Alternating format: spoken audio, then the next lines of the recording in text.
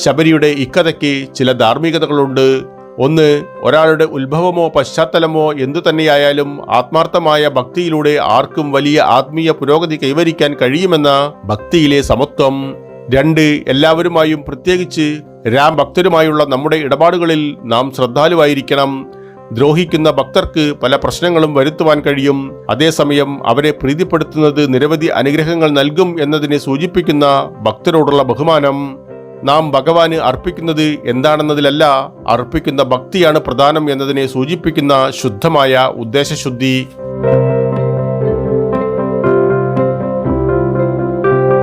പ്രിയരെ, നമസ്കാരം. ശബരിയുടെ പൂർവകാല ജീവിതം വേടന്റെ മകളായ ഒരു യുവതിയായി തുടങ്ങുന്നു. സാമൂഹിക നിലവാരമനുസരിച്ച് അവളെ സുന്ദരിയായി കണക്കാക്കിയിരുന്നില്ല. എന്നാൽ അവളുടെ ഹൃദയം തനി തങ്കമായിരുന്നു. വിവാഹ തലേ ദിവസം വേടന്മാർക്കിടയിലെ അക്കാലത്തെ പതിവ് ആചാരമായിരുന്നതും അവളുടെ പിതാവ് ബലിയർപ്പിക്കാനായി കൊണ്ടുവന്നിരുന്നതുമായ ആയിരക്കണക്കിന് ആടുമാടുകളെ അവൾ കണ്ടു. തന്റെ വിവാഹമെന്ന ഒരൊറ്റ വസ്തുതയ്ക്കായി ഈ മൃഗങ്ങൾ കൊല്ലപ്പെടുമെന്ന ചിന്ത സഹിക്കാൻ വയ്യാതെ ശബരി എന്ന യുവതി അവയുടെ അന്യായമായ കശാപ്പ് ഒഴിവാക്കുവാനായി തന്റെ വൈവാഹിക ജീവിതത്തെ ത്യജിച്ച് അതിരാവിലെ കാട്ടിലേക്ക് ഓടിയൊളിച്ചു. വനത്തിൽ അവൾ അനേകം ഗുരുക്കന്മാരുടെ അടുക്കൽ അഭയം തേടി. തന്നെ ശിഷ്യയായി സ്വീകരിച്ച് യഥാർത്ഥ ജ്ഞാനം, അതായത് ബ്രഹ്മജ്ഞാനം പഠിപ്പിക്കണമെന്ന് ആവശ്യപ്പെടുന്നു. താഴ്ന്ന ജാതിയിൽ ഉൾപ്പെടുന്നവളായിരുന്നതിനാലും ബ്രഹ്മജ്ഞാനം പഠിക്കാൻ അനർഹയായതും നിമിത്തം എല്ലാ ഗുരുക്കന്മാരും അവളെ നിരാകരിച്ചു. എന്നാൽ ഋഷിമുഖ പർവ്വതത്തിലെ മാതംഗമുനി അവളെ സ്വാഗതം ചെയ്യുകയും തന്റെ ശിഷ്യത്വം പരിഗണിക്കുകയും ചെയ്യുന്നു. ബഹിഷ്കൃതയെ ശിഷ്യയായി സ്വീകരിക്കുന്നതിൽ മറ്റു ഋഷിമാരും യോഗികളും മാതംഗമുനിയെ അപലപിച്ചു. അവർ അദ്ദേഹത്തെ നിഷിദ്ധമായി വിമർശിക്കുന്നു. അധപ്പതിച്ചവനെന്നും അശുദ്ധനെന്നും അധിക്ഷേപിച്ചു. മാതംഗ മഹർഷി ശബരിയോട് പറഞ്ഞു, എൻ്റെ പുത്രി, എൻ്റെ ആശ്രമത്തിൽ നിനക്ക് വസിക്കാം. സ്ഥലം ശുചീകരിക്കുക, ജോലികൾ ചെയ്യുക, ശുശ്രൂഷിക്കുക, ഈ കർമ്മങ്ങൾ നിനക്ക് ഗുണം ചെയ്യും. എന്നാൽ വനത്തിലെ മറ്റു ഋഷിമാർ താങ്കൾ എന്നെ ശിഷ്യയായി സ്വീകരിക്കുന്നതിൽ അതൃപ്തരാണ്. വ്യസനത്തോടെ ശബരി ഇടറിയ സ്വരത്തിൽ പറഞ്ഞു, ഏറ്റവും ഉന്നതനെ തേടിയാണ് നീ എൻ്റെ അടുക്കൽ വന്നിരിക്കുന്നത്. ഞാൻ നിനക്ക് അഭയം നൽകുന്നു. മാതംഗ മുനിയുടെ വാക്കുകളിൽ ദൃഢനിശ്ചയം. ആശ്രമ ജീവിതത്തിൽ തന്റെ ദൈനംദിന കർത്തവ്യങ്ങൾ ചെയ്തും ഗോക്കളെ പരിപാലിച്ചും സന്തോഷത്തോടെ അവളവിടെ അധിവസിച്ചു. മറ്റു ഋഷിമാരുടെ മാതംഗ മുനിയോടുള്ള അവഗണനയും നിരാകരണവും തുടർന്നിട്ടും അദ്ദേഹത്തെ അശുദ്ധനെന്ന് മുദ്രകുത്തിയിട്ടും ശബരി അവിടെ തന്നെ തന്റെ സേവനം തുടർന്നു. തന്റെ വാർദ്ധക്യത്തിന്റെ മൂർധന്യാവസ്ഥയിൽ ഒരു ദിവസം മാതംഗമുനി ശിഷ്യയായ ശബരിയെ വിളിച്ചു പറഞ്ഞു, എൻ്റെ മകളെ, ഞാൻ എൻ്റെ ശരീരം ഉപേക്ഷിക്കുകയാണ്. ഞാൻ എന്തെങ്കിലും നിനക്കായി ചെയ്യണമെന്ന് ആഗ്രഹം നിനക്കുണ്ടോ? സങ്കടത്തോടെയാണ് ശബരി അതിന് പ്രതികരിച്ചത്. പിതൃതുല്യനായ ഗുരുനാഥ, അങ്ങ് പോകുന്ന അത്യുന്നതമായ വാസസ്ഥലത്തേക്ക് എന്നെയും കൂട്ടിക്കൊണ്ടു പോകണമേ. താങ്കളുടെ അസാന്നിധ്യത്തിൽ എനിക്കൊരു ജീവിതമില്ല. മാതംഗമുനി അതിന് മറുപടി പറഞ്ഞു, പ്രിയപ്പെട്ടവളെ, ഒരു ദിവസം ശ്രീരാമൻ നിന്നെ കാണാൻ വരും. അതുവരേക്കും കാത്തിരിക്കുക. ശേഷം നിനക്ക് ഞാൻ പോകുന്ന വാസസ്ഥലത്തേക്ക് വരാം. ശ്രീരാമന്റെ ആഗമനവും പ്രതീക്ഷിച്ച് ശബരി തുടർന്നു ജീവിച്ചു. എല്ലാ ദിവസവും അതിരാവിലെ എഴുന്നേറ്റ് രാമനെ സേവിക്കാൻ കായികനികൾ ശേഖരിക്കുവാൻ വനത്തിലേക്ക് പോകും. അദ്ദേഹം എപ്പോൾ വരുമെന്ന നിശ്ചയമില്ലാതെ നിത്യേന ഇതുപോലെ പ്രവർത്തിച്ച് വർഷങ്ങൾ തള്ളി നീക്കി. അവളുടെ ഗുരുനാഥന്റെ ആശ്രമത്തിനു സമീപം പമ്പസാർ എന്ന മനോഹരവും മഹത്തായതുമായ ഒരു തടാകമുണ്ടായിരുന്നു. അപ്പോഴേക്കും വളരെയധികം വാർദ്ധക്യം ബാധിച്ച ശബരി ഒരു കുടവുമായി തടാകത്തിലേക്ക് വെള്ളം ശേഖരിക്കുവാൻ പോയതാണ് സന്ദർഭം. നീണ്ട താടിയും തലമുടിയും ഉള്ള വൃദ്ധസന്യാസി അവിടെ ഉപവിഷ്ടനായി തെറ്റായി മന്ത്രങ്ങൾ ഉരുവിടുകയായിരുന്നു.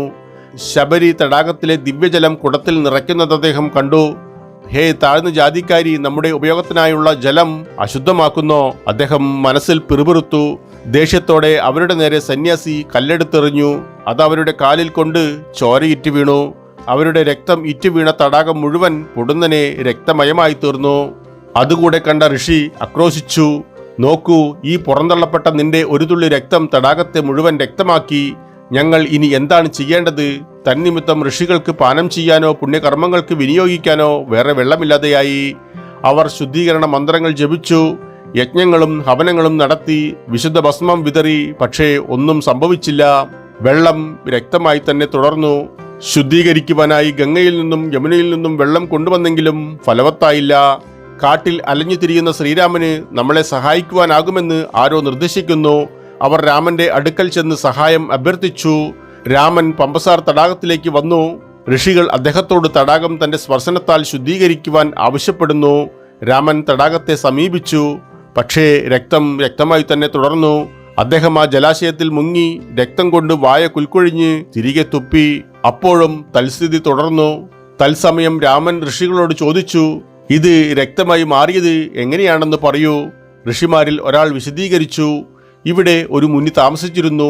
അദ്ദേഹത്തിന് അയോഗ്യയായ താഴ്ന്ന വംശത്തിൽപ്പെട്ട ഒരു ശിക്ഷയുണ്ടായിരുന്നു. അവർ ഇപ്പോഴും ജീവിച്ചിരിക്കുന്നുണ്ട്. അവർ ഈ തടാകത്തിൽ നിന്ന് വെള്ളമെടുക്കാൻ വന്നതാണ്. ഒരു ഋഷി അവളുടെ നേരെ കല്ലെറിഞ്ഞ് പരിക്കേൽപ്പിച്ചു. പരിക്കിൽ നിന്ന് ജലത്തിൽ വീണ ഒരു തുള്ളി ചോരയിനാലാണ് വെള്ളം മുഴുവൻ രക്തമായി മാറിയത്. അവരുടെ പേര് ശബരി എന്നാകുന്നു.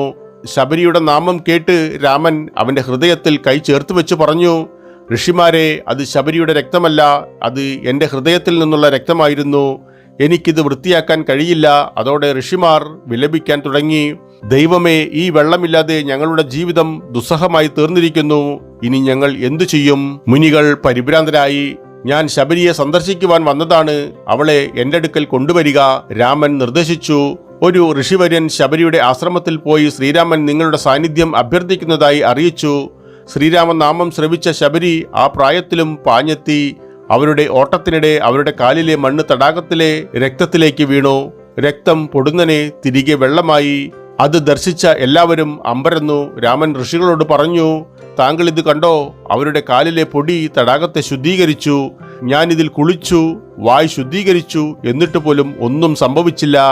ഒരു ശുദ്ധ ഭക്തിയുടെ പാദങ്ങളിൽ നിന്നുള്ള പൊടി തടാകത്തെ ശുദ്ധീകരിച്ചിരിക്കുന്നു. ശബരി ശ്രീരാമനോട് പ്രാർത്ഥിച്ചു, ഇനി എൻ്റെ കുടിലിലേക്ക് ആഗതനായാലും പ്രഭോ. ഞാൻ നിങ്ങൾക്കായി എൻ്റെ കുടിൽ പൂക്കളാൽ അലങ്കരിച്ചിരിക്കുന്നു. മധുരമൂർന്ന ഫലങ്ങൾ കൊണ്ടുവന്ന് വച്ചിട്ടുണ്ട്. ദയവായി ആഗതനായി എൻ്റെ ആതിഥ്യം സ്വീകരിച്ചാലും.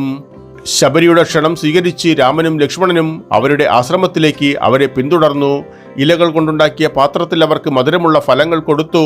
അവളുടെ കഠിനാധ്വാനത്തിൽ രാമൻ സന്തോഷവാനായി. പ്രഭോ, ഞാൻ നിങ്ങൾക്കായുള്ള മാധുര്യമൂർന്ന പഴങ്ങൾ മാത്രം തിരഞ്ഞെടുത്തു. എല്ലാ ഫലങ്ങളും ഏറ്റവും മധുരമുള്ളതാണെന്ന് ഉറപ്പുവരുത്താൻ ഞാനത് രുചിച്ചു നോക്കി. ദയവായി അങ്ങ് ഭുജിച്ചാലും. ശബരി ഭക്തി പരവശയായി പറഞ്ഞു. രാമൻ ഒരു ഫലം കഴിക്കാൻ ഒരുങ്ങിയപ്പോൾ ലക്ഷ്മണൻ എതിർത്തു. സഹോദര, ഇവ പാതി ഭക്ഷിച്ചവയാണ്, അവ കഴിക്കാൻ ഉചിതമല്ല. രാമൻ ആ ഫലം കഴിച്ചുകൊണ്ട് പറഞ്ഞു, സഹോദര, ഈ പഴങ്ങൾ വളരെ വളരെ മധുരമുള്ളവയാണ്. ശബരി നൽകിയതുപോലെ ഇത്രയും മധുരതരമായ പഴങ്ങൾ ഞാൻ ഇതുവരെ കഴിച്ചിട്ടില്ല. ആര് തന്നെയായാലും ഒരു പഴമോ ഇലയോ പൂവോ വെള്ളമോ സ്നേഹത്തോടെ അർപ്പിച്ചാൽ ഞാനത് വളരെ സന്തോഷത്തോടെ സ്വീകരിക്കും. രാമൻ സ്നേഹനിർഭരനായി ശബരിയെ സ്പർശിച്ചു. ശബരിയെ അനുഗ്രഹിക്കുകയും അവർ ആഗ്രഹിക്കുന്നതെന്തും ആവശ്യപ്പെടുവാൻ നിർബന്ധിക്കുകയും ചെയ്യുന്നു. ശ്രീരാമനോടുള്ള ശുദ്ധമായ ഭക്തി മാത്രമാണ് ശബരി രാമനോട് പ്രാർത്ഥിച്ചത്. രാമൻ അവരെ അനുഗ്രഹിച്ചു. ഈ ദർശനത്തിനു ശേഷം ശബരിയുടെ ജീവിതം പര്യവസാനിക്കുന്നു. അവർ ആത്മീയ ലോകവും ശ്രീരാമന്റെ ഹൃദയത്തിൽ നിത്യവാസവും നേടി. ശബരിയുടെ ഇക്കഥയ്ക്ക് ചില ധാർമ്മികതകളുണ്ട്. ഒന്ന്, ഒരാളുടെ ഉത്ഭവമോ പശ്ചാത്തലമോ എന്തു തന്നെയായാലും ആത്മാർത്ഥമായ ഭക്തിയിലൂടെ ആർക്കും വലിയ ആത്മീയ പുരോഗതി കൈവരിക്കാൻ കഴിയുമെന്ന ഭക്തിയിലെ സമത്വം. രണ്ട്, എല്ലാവരുമായും പ്രത്യേകിച്ച് രാം ഭക്തരുമായുള്ള നമ്മുടെ ഇടപാടുകളിൽ നാം ശ്രദ്ധാലുവായിരിക്കണം. ദ്രോഹിക്കുന്ന ഭക്തർക്ക് പല പ്രശ്നങ്ങളും വരുത്തുവാൻ കഴിയും. അതേസമയം അവരെ പ്രീതിപ്പെടുത്തുന്നത് നിരവധി അനുഗ്രഹങ്ങൾ നൽകും എന്നതിനെ സൂചിപ്പിക്കുന്ന ഭക്തരോടുള്ള ബഹുമാനം. നാം ഭഗവാന് അർപ്പിക്കുന്നത് എന്താണെന്നതിലല്ല, അർപ്പിക്കുന്ന ഭക്തിയാണ് പ്രധാനം എന്നതിനെ സൂചിപ്പിക്കുന്ന ശുദ്ധമായ ഉദ്ദേശശുദ്ധി. പ്രാർത്ഥന ഒന്നു മാത്രമേയുള്ളൂ. അല്ലയോ ശ്രീരാമ, ശബരി ഉദാഹരിച്ച ഹൃദയശുദ്ധിയും ഭക്തിയും ഞങ്ങൾക്ക് നൽകണമേ. സ്നേഹത്തോടെയും ആത്മാർത്ഥതയോടെയും നിന്നെയും നിന്റെ ഭക്തരെയും സേവിക്കാൻ സഹായിക്കണമേ. ശുദ്ധമായ ഭക്തിയാണ് അങ്ങേക്ക് അർപ്പിക്കാൻ കഴിയുന്ന ഏറ്റവും ഉയർന്ന വഴിപാട് എന്ന് ഞങ്ങൾ എപ്പോഴും ഓർക്കട്ടെ.